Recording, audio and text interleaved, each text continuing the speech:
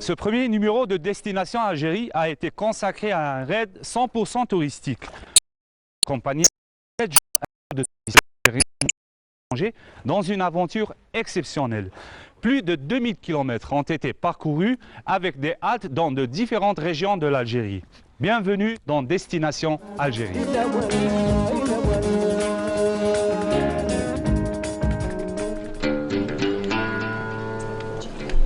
Le soleil se lève sur Alger. Il est 9 h et les participants du raid Envie d'Algérie sont déjà rassemblés et prêts pour le grand voyage. De petits groupes commencent à se former quelques minutes avant le départ. Le voyage sera long, mais tout le monde est impatient d'aller à la découverte des grands espaces. Alors, réglementation de ces raids, c'est distance de sécurité entre les véhicules, entre les voitures, pas de vitesse, faire attention au passage. On est escorté par la gendarmerie, la police et la protection civile. Ça, c'est le mot d'ordre, c'est on va pour une découverte de l'Algérie, de toutes les villes d'Algérie.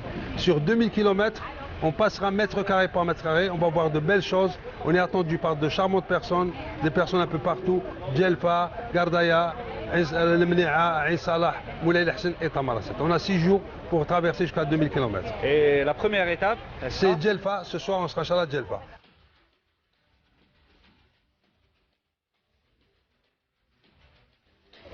Après une nuit passée à la capitale Alger, voici le groupe qui s'apprête à prendre le grand départ vers la destination saharienne Alger-Tamarasset sous le thème de l'envie d'Algérie.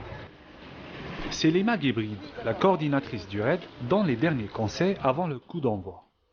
Et l'aventure commence.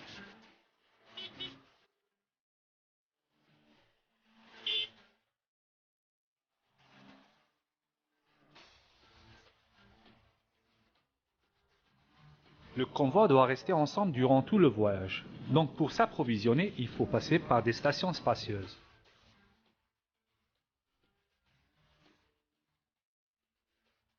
La route nationale numéro 1 qui sera empruntée par les raiders est la seule route transsaharienne officiellement qualifiée comme telle sur l'ensemble des routes nord-sud qui permettent de traverser le Sahara. Après un passage par les villes de Blida, Médéa, le convoi s'arrête pour une petite pause. Pour un meilleur confort, 2 camions mobiles vont accompagner le collectif durant tout le voyage. Un pour la restauration et l'autre aménagé pour un espace sanitaire. La nature change son décor et les grands espaces commencent à apparaître.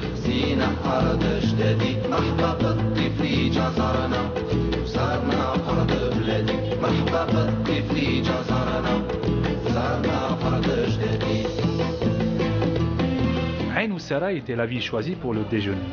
La touche moderne des infrastructures de services prend de plus en plus d'ampleur dans ces régions intérieures du pays.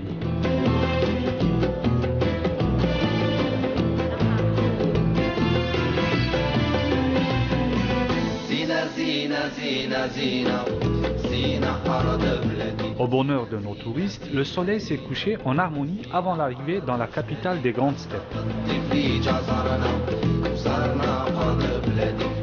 Notre groupe passera sa première nuit dans ce sympathique hôtel au centre-ville de la wilaya de Djelfa.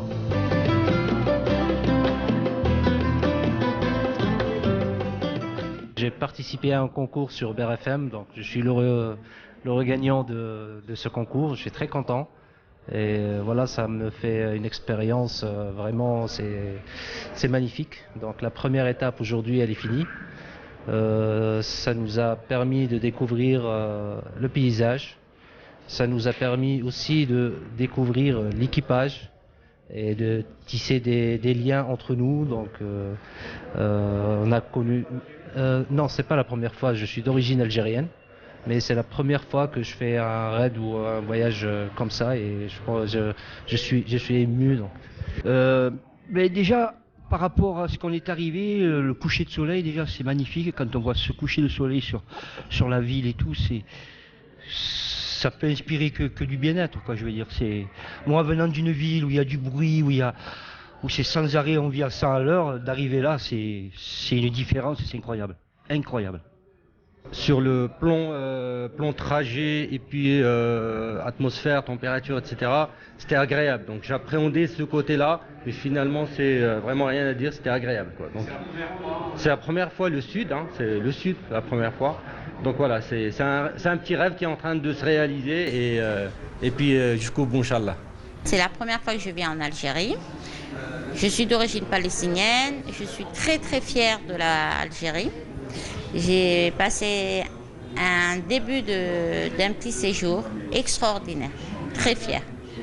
Alors je connais très bien Alger, je ne connaissais pas du tout le sud. J'ai été agréablement surprise par les paysages mais aussi par l'architecture et hâte de partir encore plus au sud pour prendre encore plein les yeux. Bah écoutez, pour cette première étape, franchement j'ai été agréablement surpris. C'est la première fois en fait que je vais en Algérie. Et donc j'ai beaucoup apprécié déjà le paysage. Vraiment, étonnamment, il est très vert, etc. C'était vraiment intéressant et on a eu des super beaux paysages. La qualité de la route était vraiment bonne, donc ça a été vraiment agréable de pouvoir faire la route comme ça. Et franchement, c'était super sympa et vraiment très convivial, on s'est bien suivi, etc. Donc top, quand même. C'était une première pour moi de prendre cette route-là et très bien, une très bonne route. On a eu de la chance, on a eu du beau temps. Vraiment agréable. On voit qu'on s'approche des portes du désert. Donc voilà, quoi. On va voir ce que ça va donner, quoi. Impatient d'être à demain. Voilà. Début d'un très joli périple, je pense. Tout s'est bien passé, nickel.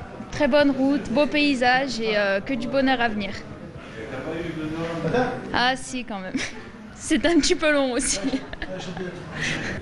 Donc la première étape, Alger-Djelfa, elle s'est super bien passée. Tout le monde s'est suivi, pas de problème de circulation, que du bonheur. Elle a créé cette ville en 1862.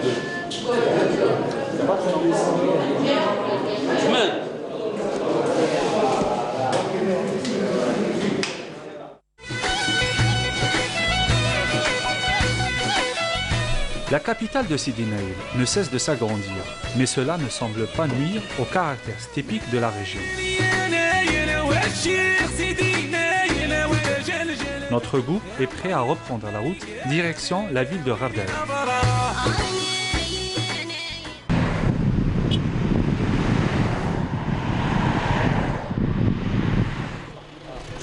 Entre Sidi Makhlouf et Larwat, le site préhistorique appelé le Rocher des Pigeons témoigne d'une période datant de 4000 ans avant Jésus.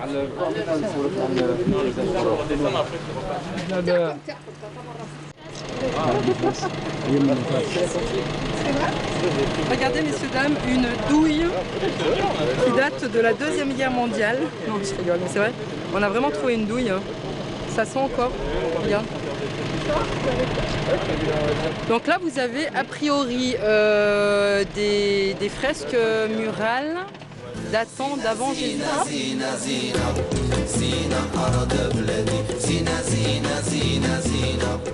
Nous quittons la préhistoire pour aller rejoindre une autre ville à caractère pastoral mais tout aussi riche en patrimoine.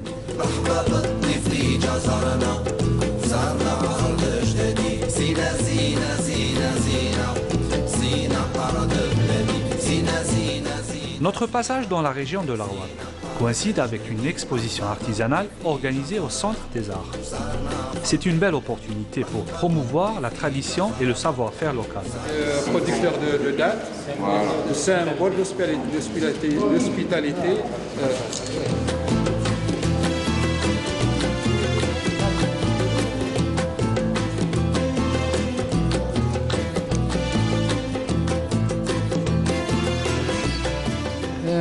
On explique les variétés artisanales de la région, on essaie de faire le marketing, de faire la publicité de produits artisanaux, parmi eux le sable, et le cuir repoussé et le tapis de Jebel Amour. Une photo de souvenir avant une pause déjeuner au milieu d'un décor naturel.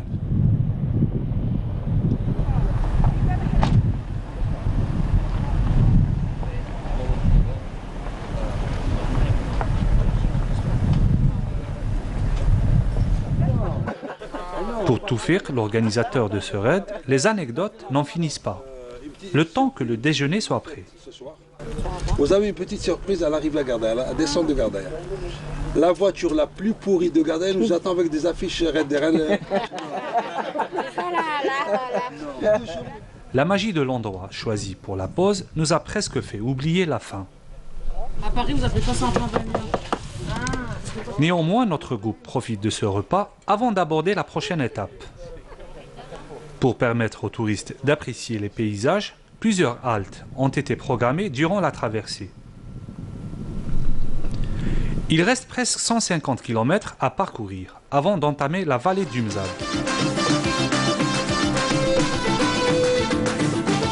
La ville de Gardaïa n'a pas perdu ses traditions. Ses invités sont toujours les bienvenus. Après un petit tour dans la ville, nous avons rejoint notre lieu d'hébergement. Cette résidence typique fait partie d'un nouveau mode d'infrastructure d'accueil, les maisons d'hôtes traditionnelles. Ces bâtisses réhabilitées pour un but touristique ont été lancées dans le cadre de la promotion d'un tourisme de dépaysement. Notre groupe a eu droit à un dîner traditionnel, enfin bien installé.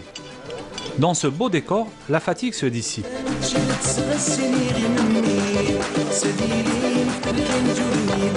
Concernant le raid, c'est une expérience inoubliable, étant donné qu'on était en groupe, donc il y avait une très bonne entente au sein du groupe.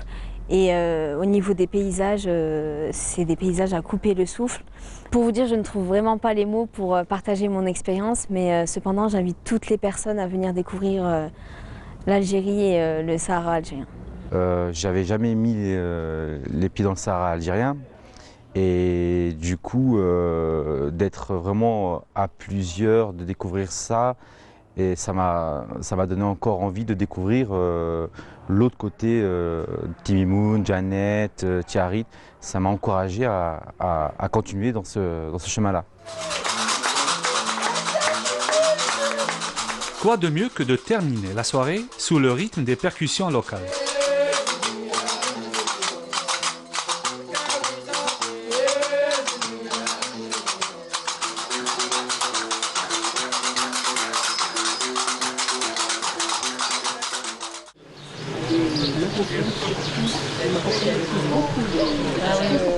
Cette nouvelle journée est un peu spéciale, car nous restons à Gardaïa. Un riche programme de visite de l'une des plus belles cités du désert nous attend. Gardaïa, la capitale des 5 pentapodes du Mzab. Contrairement à d'autres cités médiévales, les habitants de cette forteresse n'ont pas quitté leurs habitations, et ce depuis le XIe siècle. Les nouvelles constructions ont pu garder la même harmonie architecturale ancestrale. Un passage par le grand marché de la ville est incontournable. Ici, on trouve de tout. Le commerce et l'agriculture sont les principales activités des habitants de la région.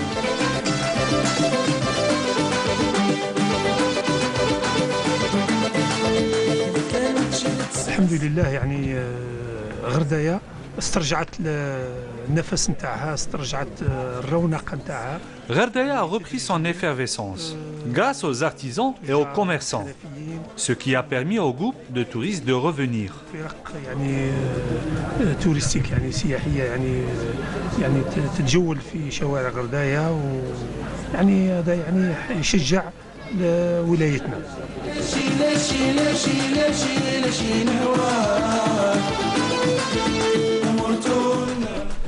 La richesse des produits exposés ne laisse pas les visiteurs indifférents.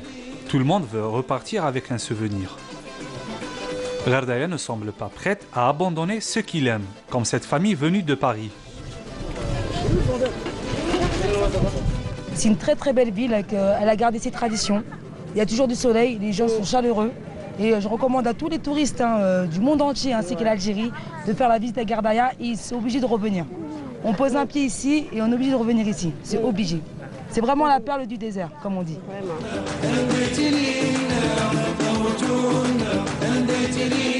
Après quelques achats, une visite dans le premier noyau de la cité s'impose.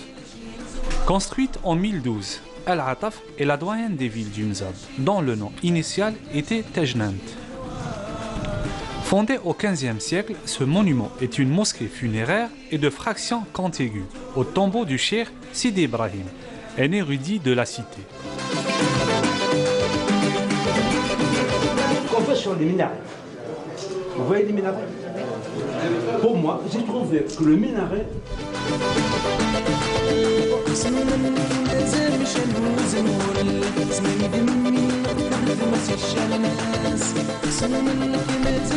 Les visites guidées dans la cité de Beni Izgin se font souvent l'après-midi. L'organisation sociale ancestrale de la ville en est la principale attraction touristique. L'architecture locale reflète le génie et le savoir-faire des premiers habitants de la région.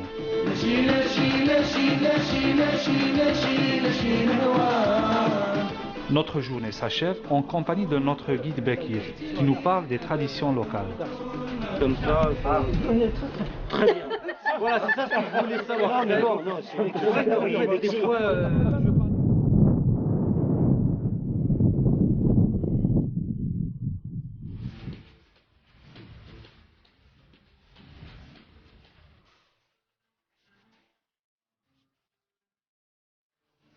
Avec l'esprit rempli de souvenirs de Ghardaya, nous avons pris le départ vers El Mniha, l'oasis aux 100 000 palmiers. Sur la route du Grand Air et au milieu de ce décor saharien, les temps ont changé et les caravaniers d'autrefois ont cédé la place aux voitures tout-terrain d'aujourd'hui. Après des arrêts sur la route, nous atteignons El Mniha à la fin de la journée.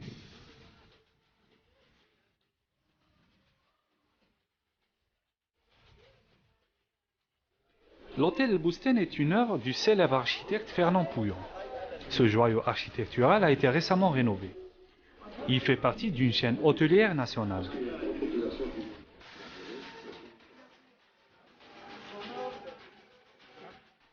Nous entamons notre journée par la visite du musée de la ville, situé non loin de notre lieu d'hébergement.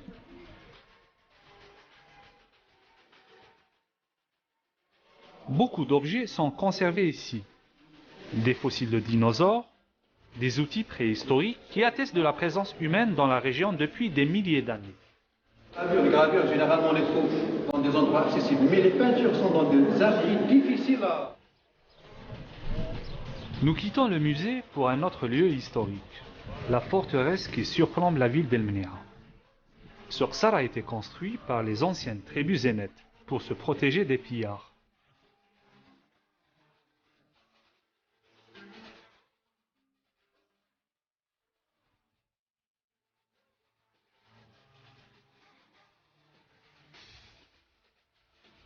D'ici, on peut dominer toute l'oasis.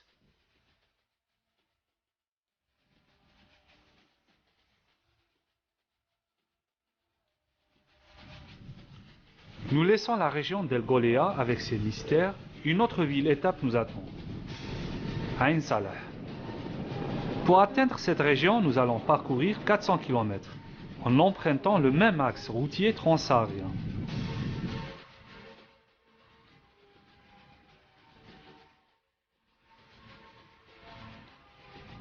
La présence du camion-restaurant nous a permis de choisir les lieux de nos haltes. Manger en groupe, en contemplant la nature, avait un charme unique. Et les petits moments de détente étaient les bienvenus avant de reprendre la route.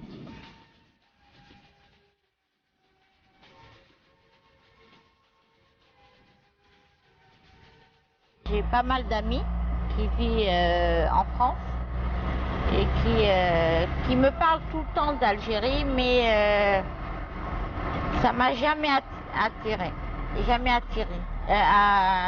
jamais convaincu de venir en Algérie. J'ai fait le Maghreb, mais j'ai jamais fait l'Algérie. Et aujourd'hui, je suis très fière d'être venue. C'est exceptionnel. On peut pas le dire.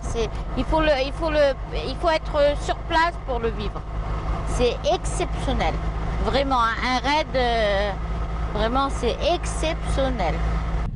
Depuis le début de notre aventure, chaque coucher du soleil spécifique à une région demeure spécial et unique. Après une longue journée de route, nous arrivons enfin à Ain Salah. Il fait nuit. Une belle lumière matinale pour prendre son petit déjeuner en plein air. Depuis 1975, on vient ici, moi et ma femme. Des fois 2 fois par année, des fois 3 fois par année. Mais on connaît l'Algérie. Enfin, l'Algérie, elle la connaît ma femme mieux que moi parce que Ma femme, moi je conduis, elle regarde. Voilà. On commence par Alger, on traverse la montagne, Médéa pour arriver à Oussera. C'est déjà, il y a la verdure, il y a le froid. Et plus qu'on descend, ça devient plus chaud. Et ici, tout est calme, on se retrouve soi-même. C'est vraiment, ça donne, pour moi, c'est la paix. Quand je suis dans le sud, c'est la paix. Je suis auteur et j'ai publié Le vent du désert. Lui, c'est Tom Shepard, un photographe et auteur anglais âgé de 83 ans. Il sillonne toute l'Algérie, mais beaucoup plus le Sahara depuis les années 80. I have written a book about Algerian paysage, le grand paysage d'Algérie. J'ai édité un livre sur les grands paysages de l'Algérie. J'aime beaucoup l'Algérie, grâce à ses grands espaces, la tranquillité, la paix dans le désert.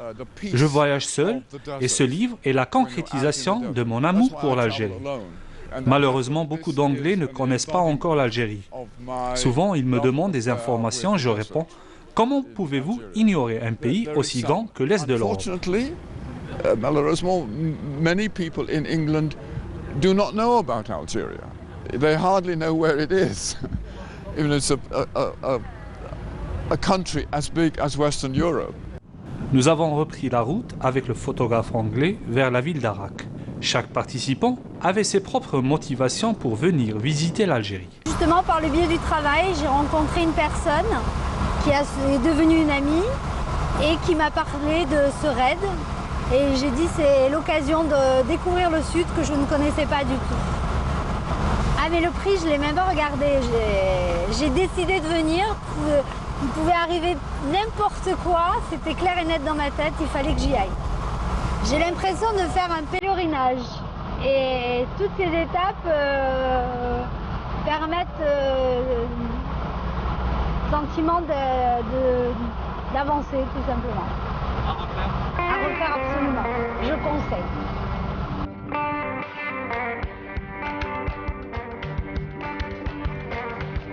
Bientôt, nous arrivons à Moulay Hassan, la dernière étape avant de rejoindre la ville de Tamanrasset. Cette soirée sera très spéciale, car le groupe passera la nuit à la Belle Étoile. Les tentes sont déjà mises en place, et chacun se prépare à sa manière.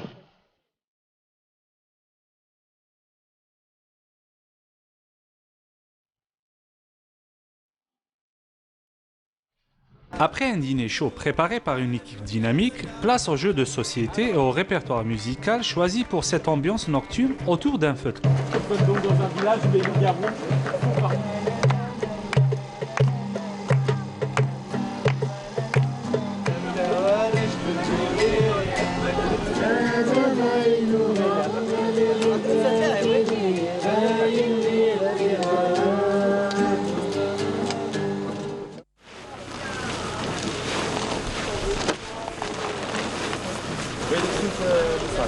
On essaye de développer le tourisme national domestique et aussi pour les Algériens résidant à l'étranger.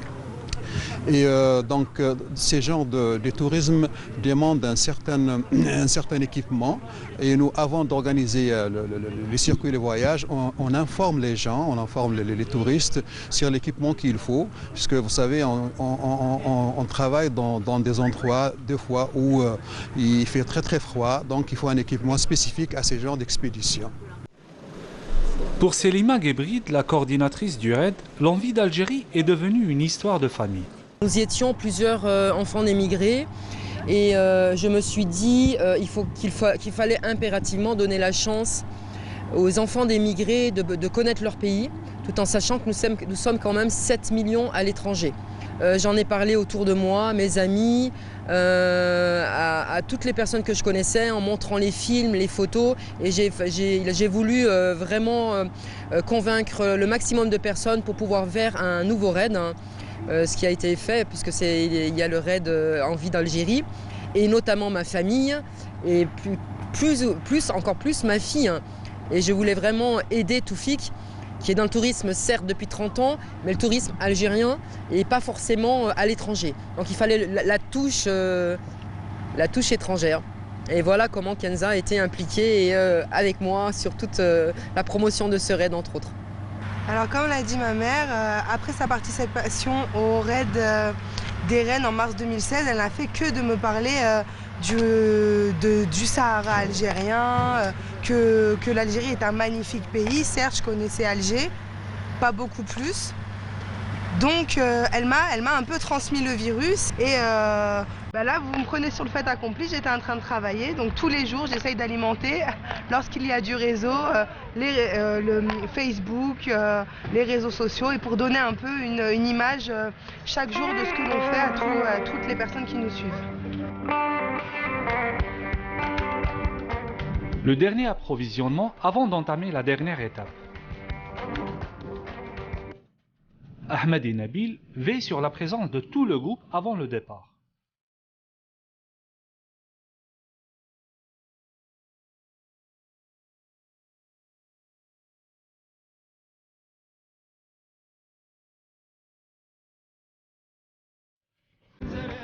Après quelques heures de route, nous arrivons enfin à Tamanrasset. Cette ville qui fut le petit village étape des populations nomades est bien loin des mémoires. Les infrastructures d'accueil dans la région sont de plus en plus nombreuses. La capitale de la Haga est aussi une destination préférée des amateurs de tourisme saharien.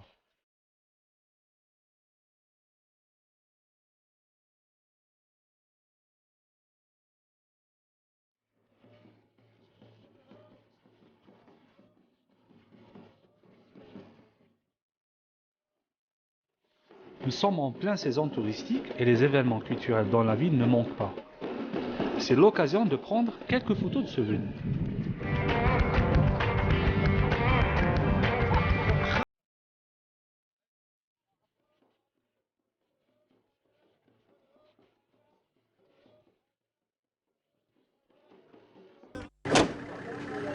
Nous nous apprêtons à prendre le départ vers un site touristique mondialement connu, qu'est la Skrem.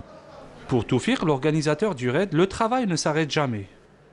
À force de voyager, je me suis dit pourquoi ne pas lancer pendant cette période, cette année, Inch'Allah, la destination Algérie à partir de nos frères et sœurs à partir de l'Europe, les binationaux. Parce qu'il y a une grande population qui vit en Europe, qui est algérienne. Lorsqu'on entend un Alger, Tamanrasset, raid, ça donne envie. On a beaucoup de retours, alhamdoulilah, on a des centaines d'emails qui viennent par semaine. Les gens veulent faire sa destination et là on est sur 2 autres circuits proches, Inch'Allah.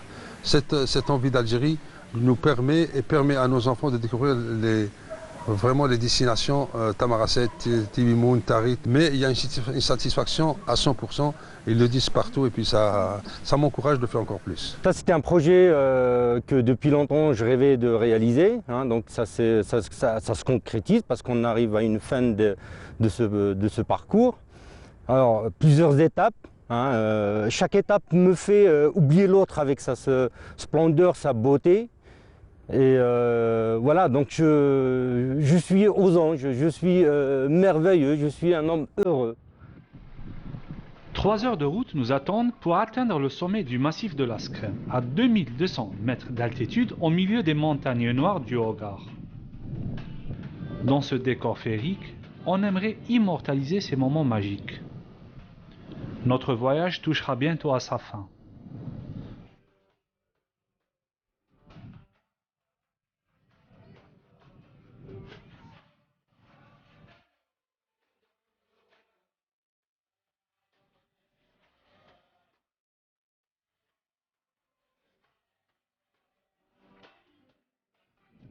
Rien de mieux pour terminer notre périple saharien que de prendre notre déjeuner dans ce site naturel d'Afilel, classé patrimoine national.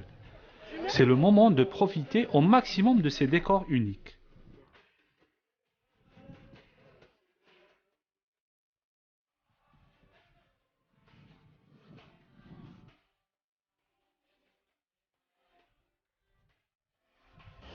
J'ai fait plusieurs étapes, j'ai découvert des choses merveilleuses, des façons de vivre, des architectures merveilleuses.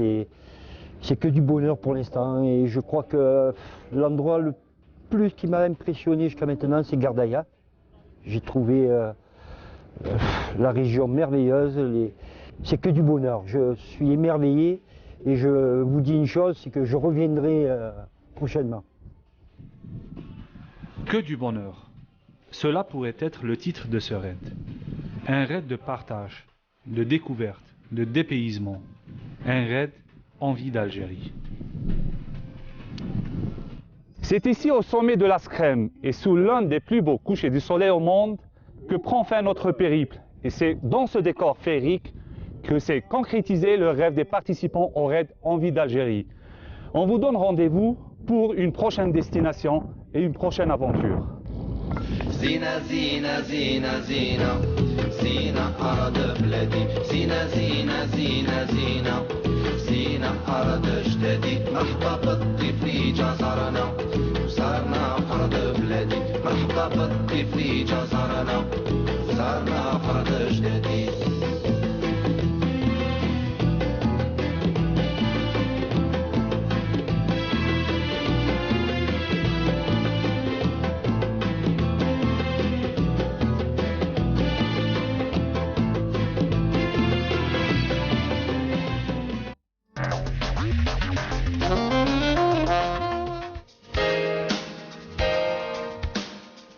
Ce jeudi soir, nous allons vous emmener dans un voyage inédit au cœur du plus grand désert au monde, à la découverte de l'Ahaggar qui abrite un patrimoine culturel et naturel des plus riches. Nous vous invitons à faire partie d'une magnifique et fascinante expédition menée par des chercheurs à l'ascension du plus haut plateau, l'Imidir.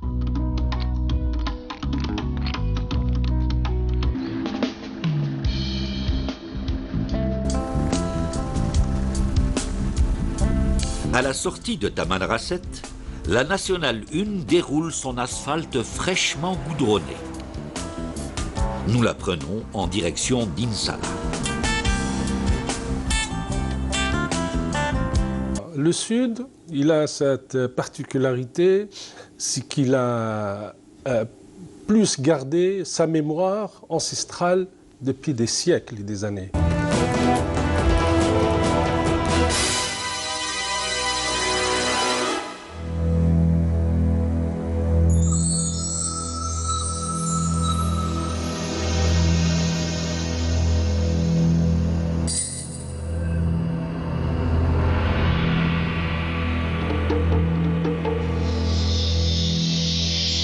C'est une femme qui s'est imposée dans une société où il y a plein d'hommes et elle s'est imposée comme reine avec, avec son courage aussi, sa force et aussi sa féminité.